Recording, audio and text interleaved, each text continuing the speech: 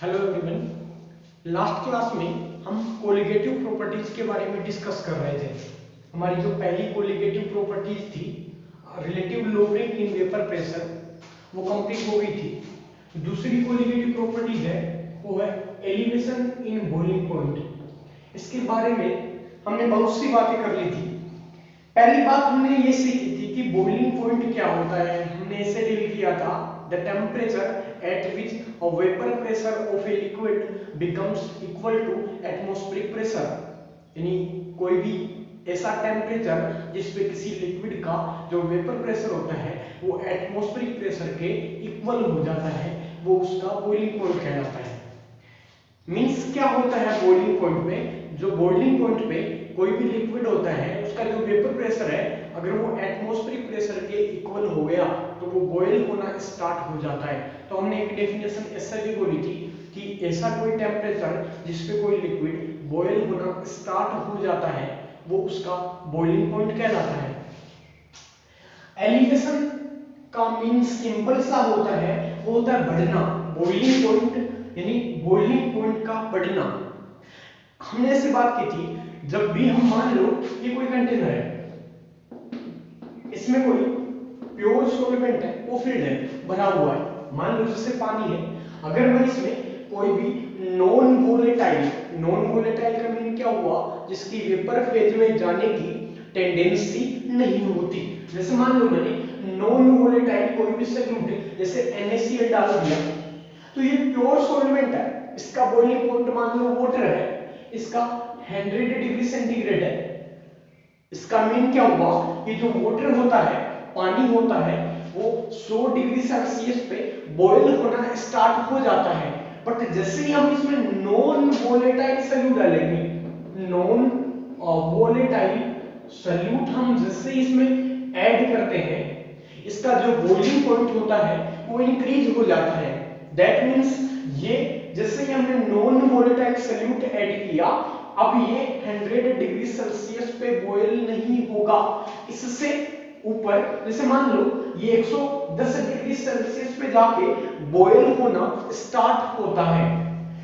Elevation का mean होता है बढ़ना, बॉइलिंग पॉइंट कब? जब किसी प्योर सॉल्वेंट में हम नॉन वोलेटाइल सॉल्यूट ऐड करते हैं तो जो सॉल्यूशन का फॉर्म होता है उसका जो बॉइलिंग पॉइंट होता है वो इंक्रीज हो जाता है, बढ़ जाता है। इसी को बोलते हैं एलिवेशन इन बॉइलिंग पॉइंट। और हमने ऐसे डिफाइन किया था इसको, डेल्टा TF बराबर equal TF minus TF note. Delta TF, जो डेल्टा TF होता है इसका मीन क्या बोला था हमने? एलिवेशन इन बॉइलिंग पॉइंट, इसको बोला था हमने एलिवेशन इन बॉइलिंग पॉइंट। और जो TF होता है ये होता है बॉइलिंग पॉइंट ऑफ सॉल्यूशन, जो सॉल्यूशन है उसका बॉइलिंग पॉइंट। और जो TF नोट है इसको हमने बोला था boiling point of solvent. Elevation in boiling point ऐसा क्यों होता है, उसका रीजन हमने डील किया था। हमने क्या बोला था? हमने ऐसे बोला था, ये मान लो प्योर सॉल्वेंट है, वेपर प्रेशर कैसे प्रोड्यूस होता है वो हमने एक फिनोमिना बताई थी, इवोपरेशन। और हमने ऐसे बात की थी, जो इवोपरेशन होता है वो एक सरफेस फिनोमिना होती है। इस लिक्विड की सरफेस पे जो मॉलिक्यूल होंगे वो वेपर फेज में जाएंगे। अगर वेपर फेज में जाएंगे, अगर ये वाला कंटेनर है वो क्लोज्ड कंटेनर हुआ तो वो वेपर फेज में जाएंगे, वो आपस में कोलाइड करेंगे, साथ में जो कंटेनर है उसकी वॉल से कोलाइड करेंगे। इस कोलाइड के कारण जो प्रेशर एग्जर्ट होगा उसी को हमने बोला था वेपर प्रेशर। यहां पे जैसे ही हमने नॉन वोलेटाइल सॉल्यूट है उसको ऐड किया, हम जानते हैं जो सॉल्यूशन होता है, दैट मींस कि जो कहानी वो ऐसी है। मान लो अभी हमने जो नॉन वोलेटाइल सॉल्यूट है उसको ऐड नहीं किया तो इस लिक्विड की सरफेस पे केवल और केवल वाटर के मॉलिक्यूल मिलेंगे। और जो वाटर के मॉलिक्यूल होते हैं उनकी वेपर फेज में जाने की टेंडेंसी होती है, जिसके कारण एक प्रेशर एग्जर्ट होगा, प्रोड्यूस होगा, इसी को बोला था हमने वेपर प्रेशर। अब जैसे मैं इसमें नॉन वोलेटाइल सॉल्यूट है उसको ऐड कर देता हूं, अगर नॉन वोलेटाइल सॉल्यूट को ऐड कर देता हूं, मैं जानता हूं जो सॉल्यूशन होता है वो एक होमोजेनियस मिक्सर होता है। अगर ये सॉल्यूशन होमोजेनियस मिक्सर है, दैट मींस जो सोल्यूट के पार्टिकल है वो यूनिफॉर्मली इस पूरे सॉल्यूशन में डिस्ट्रीब्यूट होने वाले हैं, तो जो सोल्यूट के पार्टिकल है वो सरफेस पे भी प्रेजेंट होंगे। अब ये जो सोल्यूट है वो नॉन वोलेटाइल है, नॉन वोलेटाइल है, दैट मींस इसकी जो वेपर फेज में जाने की टेंडेंसी नहीं होती। तो अब वेपर फेज में केवल और केवल कौन जाएगा, जो सॉल्वेंट के पार्टिकल हैं वही वेपर फेज में जाने वाले हैं, और जो सोल्यूट के पार्टिकल हैं वो वेपर फेज में नहीं जाने वाले। अगर वेपर फेज में नहीं जाने वाले तो वेपर प्रेशर डिक्रीज होगा, और जो वेपर प्रेशर में जो डिक्रीमेंट होता है, हम जानते हैं बॉइलिंग पॉइंट क्या होता है किसी भी लिक्विड का, जब वेपर प्रेशर एटमॉस्फेरिक प्रेशर जिसको हम रिप्रेजेंट करते हैं 1 atm के, इसके इक्वल हो जाता है, तभी कोई लिक्विड बॉयल होना स्टार्ट होता है। बट जैसे ही हमने इसमें नॉन वोलेटाइल सॉल्यूट ऐड किया, इसका जो वेपर प्रेशर है वो डिक्रीज हो गया।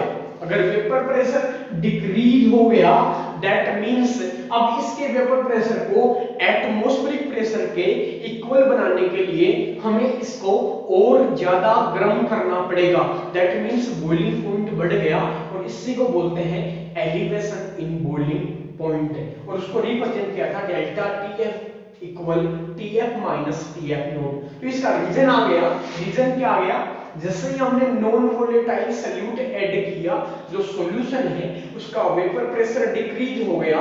अगर वेपर प्रेशर डिक्रीज हो गया तो इसके वेपर प्रेशर को एटमॉस्फेरिक प्रेशर के इक्वल बनाने के लिए इसको और अधिक गर्म करना पड़ेगा, और अधिक हीट करना पड़ेगा, दैट मींस जो बॉइलिंग पॉइंट होता है उसमें एलिवेशन प्राप्त होता है। इस चीज को हम थोड़ा सा ग्राफिकली रिप्रेजेंट करते हैं।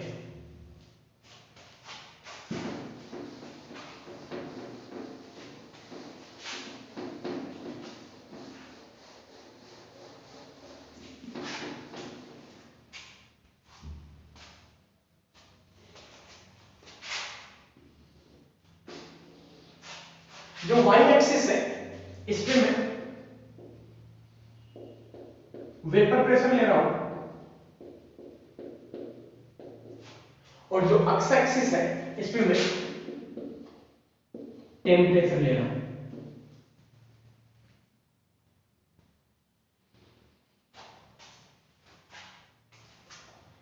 मान लो ये कंटेनर है जिसमें प्योर सॉल्वेंट पानी भरा हुआ है। मैं जैसे ही हम जानते हैं, जैसे अगर मान लो मैं टेम्परेचर को इंक्रीज करता हूं तो वेपर प्रेशर इंक्रीज होता है। मैं जैसे ही टेम्परेचर को इंक्रीज करूंगा और वेपर प्रेशर इंक्रीज होगा। इस चीज को अगर मैं ग्राफ से रिप्रेजेंट करता हूं तो मान लो ये लिक्विड है, इसका कोई टेम्परेचर होगा, मान लो ये जो वाटर है वो रूम टेम्परेचर पे रखा हुआ है, इस समय इसका कोई ना कोई वेपर प्रेशर होगा। मान लो इस टेम्परेचर पे ये इसका कोई वेपर प्रेशर है, जैसे ही मैं टेम्परेचर को इंक्रीज करता हूं दैट मींस इसका वेपर प्रेशर भी इंक्रीज होने वाला है। और ये जो वेपर प्रेशर इंक्रीज हो रहा है, ये मान लो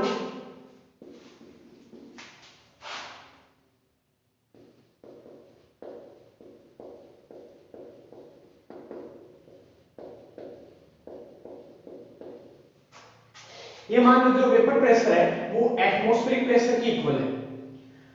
हमने जैसे टेम्परेचर इंक्रीज किया, इसका वेपर प्रेशर इंक्रीज हो रहा है, और वेपर प्रेशर इंक्रीज होते होते इसका जो वेपर प्रेशर है वो एटमॉस्फेरिक प्रेशर के इक्वल हो गया।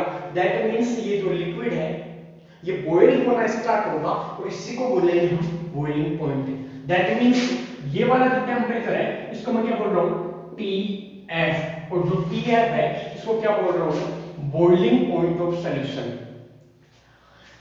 इस कंटेनर में जिसमें प्योर सॉल्वेंट फिल्ड है, इसमें मैं जैसे ही कोई नॉन वोलेटाइल सॉल्यूट को ऐड करता हूं जैसे ही मैं नॉन वोलेटाइल सॉल्यूट को ऐड करता हूं, इसका वेपर प्रेशर है वो डिक्रीज होने वाला है।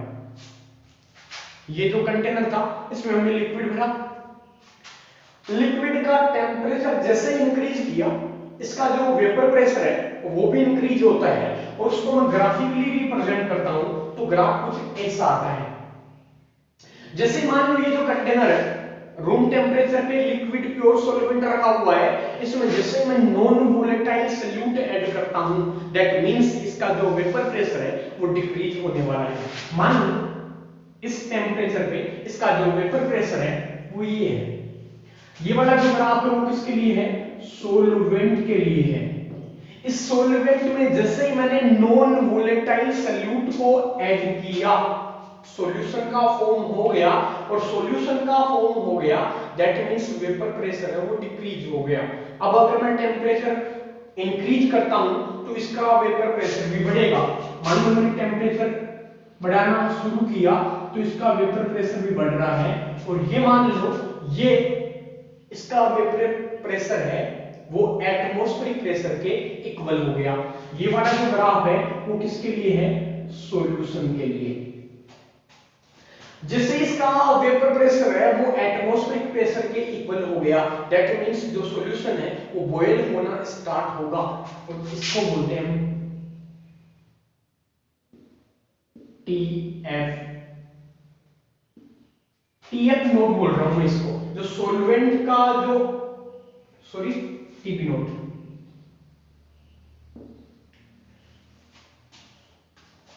टीपी नोट का मीन क्या हुआ? टीपी नोट का मीन ये हुआ जो सॉल्वेंट का बॉइलिंग पॉइंट, और ये जो टीबी है वो क्या है? सॉल्यूशन का बॉइलिंग पॉइंट। मैं ऐसे बोल रहा हूं जैसे किसी प्योर सॉल्वेंट में मैं नॉन वोलेटाइल सॉल्यूट है उसको मैं ऐड करता हूं, नॉन वोलेटाइल को सॉल्यूट को ऐड करता हूं, इसका वेपर प्रेशर डिक्रीज होगा। जैसे सॉल्यूशन का टेम्परेचर इंक्रीज करूंगा, इसका वेपर प्रेशर भी इंक्रीज होगा, और इसका वेपर प्रेशर इंक्रीज होते होते जब एटमॉस्फेरिक प्रेशर के इक्वल हो जाएगा तब हम बोलेंगे ये जो सॉल्यूशन है वो बॉयल होना स्टार्ट हो गया, और ये जो टेम्परेचर होता है वो कहलाता है सॉल्यूशन का बॉइलिंग पॉइंट। ये जो सॉल्यूशन में इंक्रीज हो रहा है इसी को बोलते हैं delta T B. That means ये क्या कहलाता है? Elevation in boiling point. अगर मैं एक बात यहां पे बताऊं तो मैं ऐसे बोलूंगा, देखो इस सॉल्यूशन में मैं जितना ज्यादा नॉन वोलेटाइल सॉल्यूट ऐड करूंगा, इस प्योर सॉल्वेंट में जितना ज्यादा मैं नॉन वोलेटाइल सॉल्यूट को ऐड करूंगा, वेपर प्रेशर में उतना ही ज्यादा डिक्रीमेंट मिलने वाला है।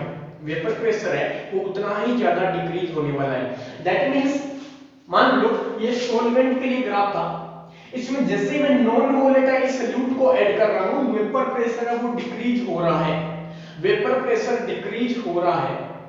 जैसे मान लो मैं जितना ज्यादा नॉन वोलेटाइल सॉल्यूट को ऐड करूंगा, नॉन वोलेटाइल सॉल्यूट को जितना ज्यादा मैं ऐड करने वाला हूं, इसका वेपर प्रेशर उतना ही ज्यादा डिक्रीज होने वाला है।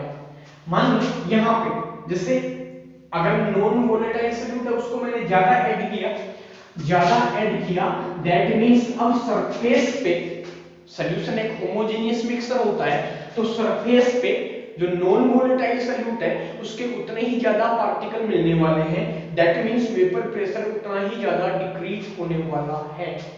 दैट मींस अगर मान लो इस सॉल्वेंट में मैं नॉन वोलेटाइल सॉल्यूट जितना ज्यादा ऐड करता हूं, ये वेपर प्रेशर डिक्रीज होने वाला है। मान लो ये जो वेपर प्रेशर है वो ये डिक्रीज हो गया, इतना डिक्रीज हो गया, तो वही हम अगर टेम्परेचर को इंक्रीज करेंगे तो इसका वेपर प्रेशर बढ़ेगा, और ये कोई टेम्परेचर होगा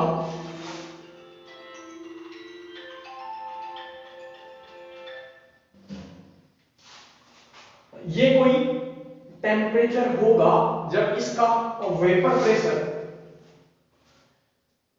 इसका जो वेपर प्रेशर है वो एटमॉस्फेरिक प्रेशर के इक्वल हो जाएगा। तो अब ये जो टेम्परेचर है, अब ये वाला जो टेम्परेचर है वो इस सॉल्यूशन का बॉइलिंग पॉइंट कहलाएगा। दैट मींस ये वेपर प्रेशर में जितना ज्यादा डिक्रीमेंट मिलने वाला है इस और वेपर प्रेशर में जितना ज्यादा डिक्रीमेंट मिलने वाला है,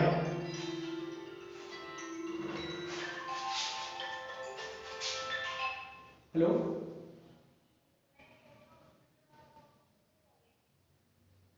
चल मैं आ रहा हूं 10 मिनट में, तू चला ले हैं वो तो बोले।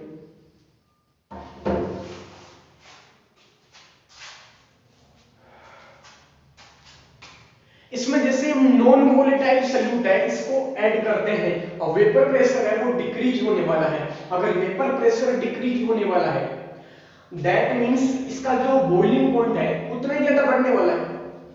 इस सॉल्वेंट में जैसे हम नॉन वोलेटाइल सॉल्यूट को ऐड करते हैं इसका वेपर प्रेशर जितना ज्यादा डिक्रीज होगा, वेपर प्रेशर जितना ज्यादा डिक्रीज होगा,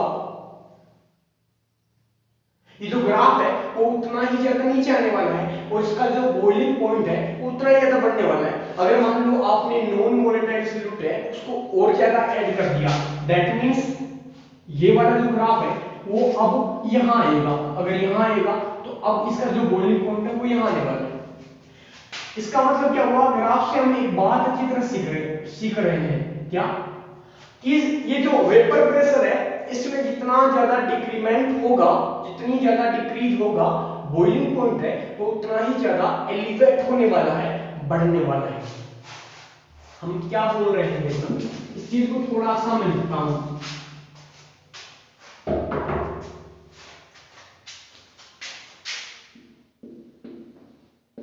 ग्राफिकली मैं क्या बोल सकता हूं, मैं ऐसे बोल सकता हूं डेल्टा टीबी मतलब एलिवेशन इन बॉइलिंग पॉइंट है, ये डायरेक्टली प्रोपोर्शनल होता है किसके, डेल्टा पी के। और डेल्टा पी क्या है, डेल्टा पी है वो है लोअरिंग इन वेपर प्रेशर या डिक्रीमेंट इन वेपर प्रेशर। ये क्या है, लोअरिंग इन वेपर प्रेशर। मैं ऐसे बोल रहा हूं, मान लो ये जो वेपर प्रेशर है ये जितना ज्यादा डिक्रीज होगा, ये वेपर प्रेशर जितना ज्यादा डिक्रीज होने वाला है दैट मींस बॉइलिंग पॉइंट है उतना ही ज्यादा आने वाला है। ये लिखा है यहां पे डेल्टा टीबी प्रोपोर्शनल होता है डेल्टा पी के। और वी नो दैट जो डेल्टा पी होता है is directly proportional X B. ये मैं कहां से बोल रहा हूं, ये रोल्स लॉ आया था, क्या आया था, नॉन वोलेटाइल सॉल्यूट के लिए, जब किसी प्योर सॉल्वेंट में नॉन वोलेटाइल सॉल्यूट को ऐड करते हैं तो फिनोमेना ऐसे आई थी कि जो सॉल्यूशन का जो वेपर प्रेशर होता है वो प्योर सॉल्वेंट के वेपर प्रेशर के इक्वल होता है, ऐसे आया था। लेकिन मान लो ये कोई कंटेनर है, इसमें प्योर सॉल्वेंट भरा हुआ है ए, तो इसका जो वेपर प्रेशर आएगा वो क्या आएगा, P बराबर क्या बोल सकता हूं मैं, P A note. P A note क्या है, vapour pressure of solvent A in pure form. जैसे मान लो मैं इसमें B को ऐड करता हूं और B है वो नॉन वोलेटाइल है, तो जो सॉल्यूशन का वेपर प्रेशर आएगा वो क्या था, Pa प्लस Pb। और B है वो नॉन वोलेटाइल नेचर का है दैट मींस इसका वेपर प्रेशर है वो जीरो होने वाला है। सो आई कैन से P क्या होने वाला है, Pa naught into X A, ये आ गया ना P, और अक्स से बराबर क्या बोल सकता हूं मैं, अक्स से बराबर क्या बोल सकता हूं, Pa नोट इनटू 1 माइनस अक्स B। ये जो ब्रैकेट है अगर मैं इसको ओपन करता हूं तो मैं क्या बोलूंगा, P बराबर Pa naught minus Pa naught into x B। यहां से इसको मैं लिख रहा हूं Pa naught minus P equal Pa naught into x B, और यहां से क्या आ गया, Pa naught minus P upon Pa naught बराबर अक्स B। और ये जो Pa नोट माइनस P होता है इसी को हम क्या बोलते हैं, डेल्टा P, यानी लोअरिंग इन वेपर प्रेशर। तो जो लोअरिंग इन वेपर प्रेशर होता है वो किसके डायरेक्टली प्रोपोर्शनल होता है, मोल फ्रैक्शन ऑफ सॉल्यूट के। यही तो है कहने का मतलब, जब किसी प्योर सॉल्वेंट में हम नॉन वोलेटाइल सॉल्यूट को ऐड करते हैं तो जो वेपर प्रेशर में डिक्रीमेंट मिलता है वो नॉन वोलेटाइल सॉल्यूट की मोल फ्रैक्शन के डायरेक्टली प्रोपोर्शनल होता है। यहां से मैं ऐसे लिख सकता हूं, ये कहां से आ गया, हमने राउल्ट्स लॉ डिस्कस किया था वहीं से आया है। ये अक्स बी क्या है, ये है मोल फ्रैक्शन ऑफ सॉल्यूट। यहां से मैं क्या बोल सकता हूं, सो डेल्टा टी भी प्रोपोर्शनल होता है डेल्टा पी के, और डेल्टा पी प्रोपोर्शनल होता है अक्स बी के। So I can say delta T b proportional होगा अक्स बी के। अगर प्रोपोर्शनल का साइन रिमूव करूंगा तो कोई ना कोई कांस्टेंट आएगा ना, प्रोपोर्शनलिटी कांस्टेंट आएगा, तो यहां से delta T B equal K into अक्स बी, और के है वो क्या है, यहां पे कोई कांस्टेंट है, जो के है वो एक कांस्टेंट है। मोल फ्रैक्शन क्या होता है, खुद के मोल बटा टोटल मोल, यानी कोई भी कंपोनेंट है जिसके मोल फ्रैक्शन की बात कर रहे हैं तो number of mole of that component divided by total number of all components. So X B क्या होता है, N B upon N A plus N B. तो यहां से लिख दिया मैंने delta T B equal K into N B upon N A plus N B. हम जानते हैं जो कोलिगेटिव प्रॉपर्टीज होती है वो डाइल्यूट सॉल्यूशंस की प्रॉपर्टीज होती है, और जो डाइल्यूट सॉल्यूशंस होते हैं उसके बारे में हम अच्छी तरह जानते हैं। वहां पे जो सोल्यूट के जो मोल्स होते हैं, नंबर ऑफ सोल्यूट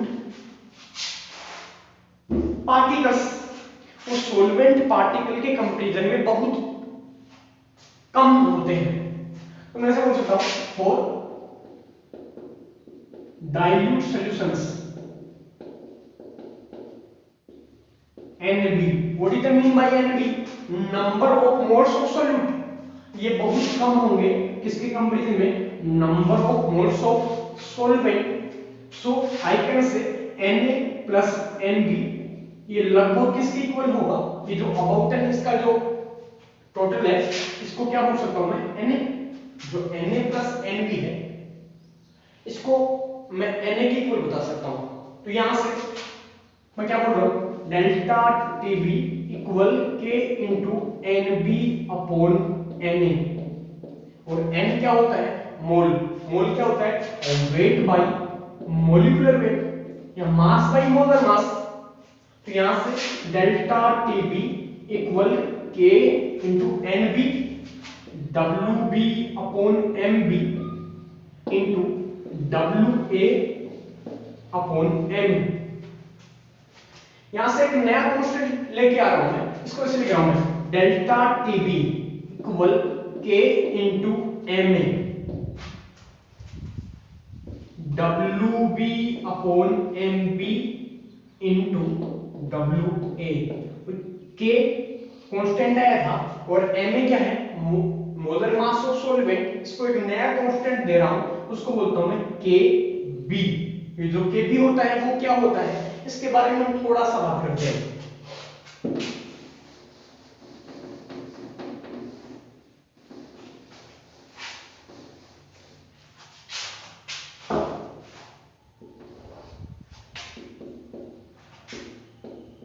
जो केपी होता है इसको बोल रहा हूं मैं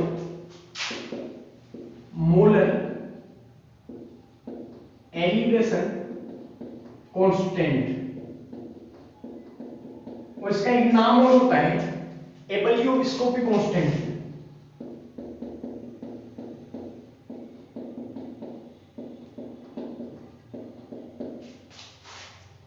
अगर तुम यहां पे ध्यान से देखो, डब्ल्यू बी क्या है, weight of solute divided by ये क्या है, weight of solute bye molecular weight of solute, that means ये क्या हो गया, mole of solute divided by ये क्या है, mass of solvent, mole of solute divided by mass of solvent, उसको हम क्या बोलते हैं, मोलिलिटी। तो यहां से मैं इसको ऐसे लिख सकता हूं डेल्टा टी बी इक्वल के बी इंटू एम, और जो एम है वो किसको रिप्रेजेंट कर रहा है, मोलरिटी को।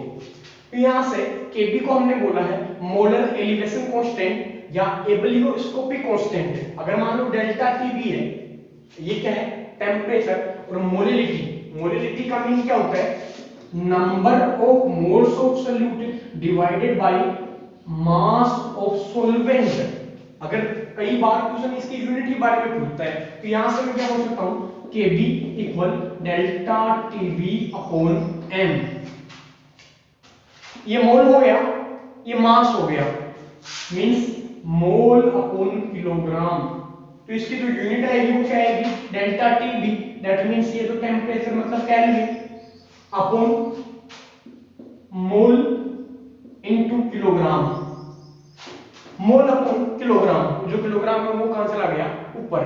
तो यहां से क्या बोल सकता हूं, अगर इस मोल को मैं ऊपर लेके जाऊं तो मैं क्या बोलूंगा, केल्विन किलोग्राम मोल इनवर्स। इसकी जो यूनिट आई ना, डेल्टा Tb मतलब टेम्परेचर, मोलरिटी क्या होती है, number of moles of solute divided by mass of solvent, mole upon kilogram, kelvin upon mole upon kilogram. जो किलोग्राम है वो ऊपर चला गया, इसको क्या बोल सकता हूं, केल्विन किलोग्राम मोल इनवर्स।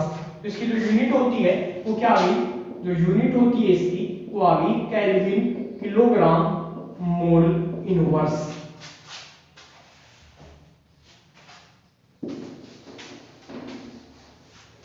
अभी हमें क्या पता चला, जो डेल्टा Tb होता है वो क्या आ गया, Kb इंटू एम, और m क्या है, मोलिलिटी। मोलिलिटी क्या होती है, number of moles of solute divided by mass of solvent.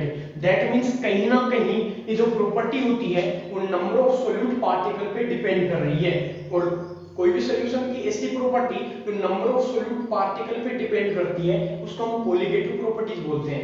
So I can write here elevation in boiling point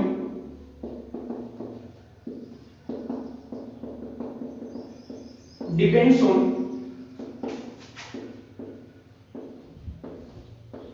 molality। elevation in boiling point है वो molality पे depend कर रहा है, hence it is a colligative property।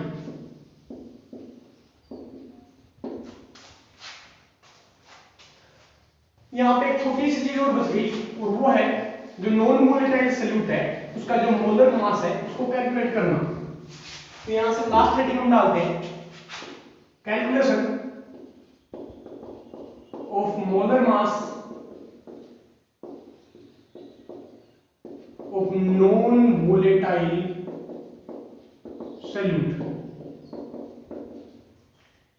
अभी हमने सीखा delta Tb equal क्या होता है, Kb इंटू एम। एम क्या है, molality. Delta Tb equal Kb into molality मतलब number of moles of solute, Nb upon Wa।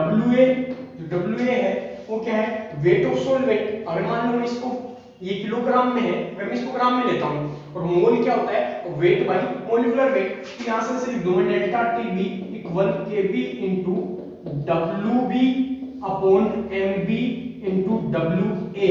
अगर इसको मैं ग्राम में लेता हूं तो ग्राम को जैसे ही मैं 1000 से डिवाइड करूंगा ये किस में कन्वर्ट हो जाएगा, किलोग्राम में। जो 1000 है वो कहां चला गया, ऊपर। डेल्टा Tb, मुझे Mb को कैलकुलेट करना है, तो Mb इक्वल क्या आ गया, Kb into Wb into 1000 upon delta Tb into Wa।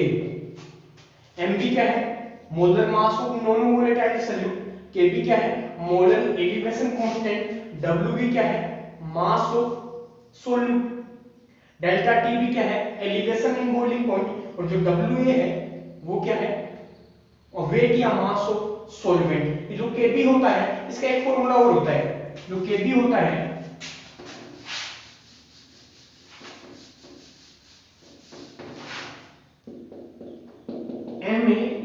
MaRTb square upon delta H of vaporization into 1000। जो ये जो Kb होता है इट डिपेंड्स ऑन सॉल्वेंट। जो Kp होता है वो केवल और केवल सॉल्वेंट की प्रॉपर्टी होती है, उसी पे डिपेंड करता है। Ma क्या हो गया, मास ऑफ सॉल्वेंट। R क्या है, आइडियल गैस कांस्टेंट। Tb क्या है, boiling point of solvent. Del H vaporization, ये क्या है, एंथैल्पी ऑफ वेपराइजेशन। लिख देता हूं यहां पे, Ma क्या है, मोलर मास ऑफ सॉल्वेंट। जो R है वो है आइडियल गैस कांस्टेंट, और Tb क्या है, बॉइलिंग पॉइंट ऑफ सॉल्वेंट, और डेल H जो वेपराइजेशन है वो क्या है, एंथैल्पी ऑफ वेपराइजेशन। ये अपनी जो सेकंड कोलिगेटिव प्रॉपर्टीज थी वो कंप्लीट हो गई। थर्ड कोलिगेटिव प्रॉपर्टीज है वो होता है डिप्रेशन इन फ्रीजिंग पॉइंट, वो नेक्स्ट लेक्चर में हम डिस्कस करेंगे। Thank you.